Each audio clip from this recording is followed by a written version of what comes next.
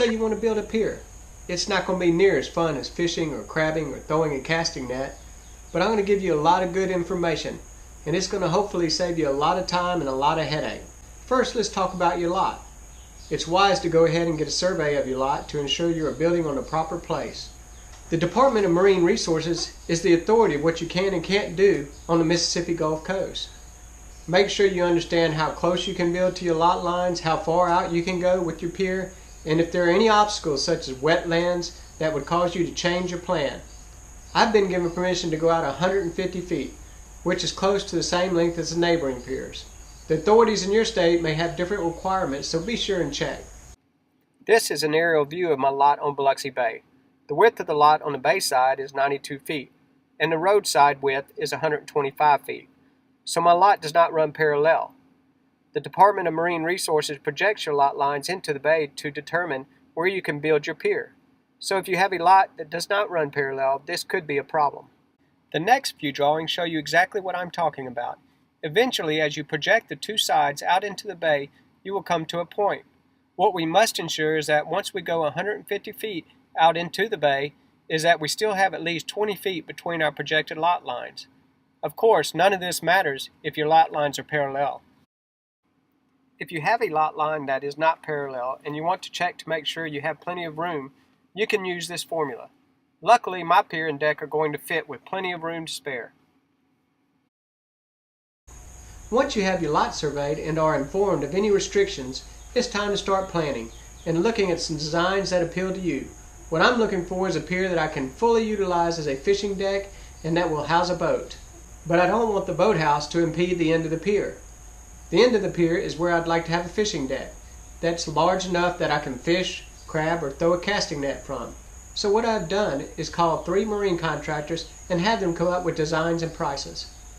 Once I received the quotes and designs, there was no doubt that our Arguellas marine contractors understood exactly what I was talking about.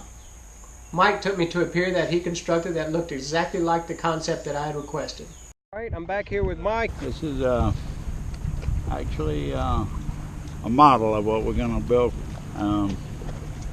5-foot access pier. It's coming off a bulkhead. The distance that you go out is about getting to the depth that you can launch a boat. Right. And just like what you're going to do, you're going to put a boathouse, but you don't want to have the boathouse enter from the other end. You'd like to have that space for fishing out in front of it. That's right. What this is. So the boat comes from out around, and there's enough water here to come into the boathouse from the back. So this is where the boat comes in. It swings around the back of the pier and comes in and leaves the front open for fishing. Yep.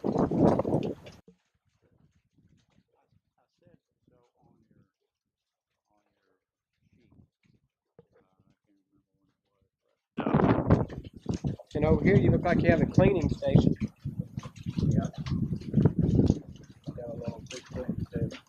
This is the reason you want a pier right here. Fish. So you got water running out here. There's water, yeah, you got water. And you got electricity right here.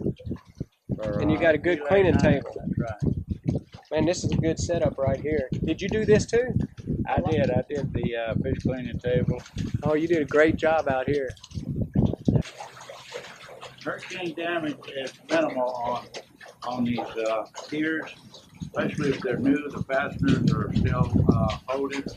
Now, if you had something like Katrina where the surge went all the way up and big waves were rolling in, then you could expect all the metal and the rafters would get knocked off. There's just no way around that. The access pier, the pilings are under the deck. Right. And then when you get out here to a point where likely they want to dock a boat here. Right. Then you put the pilings on the outside and you leave them sticking up. So you can tie your boat off if you want to. Tie them off and it serves as a dock a boat here. Then I'm going to put a rub rail, something you purchase and nail on there. Theoretically, that could go over your boat head. Mm-hmm. But 10 feet apart, this boat 20 feet long, so it could ride on 2 of them. Mm-hmm. Of course, you could put a jet ski in there. Jet ski would fall between. Man, it's beautiful. I like the end of this thing. You can get a good cast out here, you know, without worrying about hitting the top of this roof. The following plan is the plan that Mike submitted to me and the plan that we're going to build. If you have a need for a pier, bulkhead, or boathouse, I strongly recommend Mike and our Guelph Marine Contractors. They are extraordinary people who have the proper equipment and know-how. Mike's an awful nice guy and will give you a fair price and a quality job.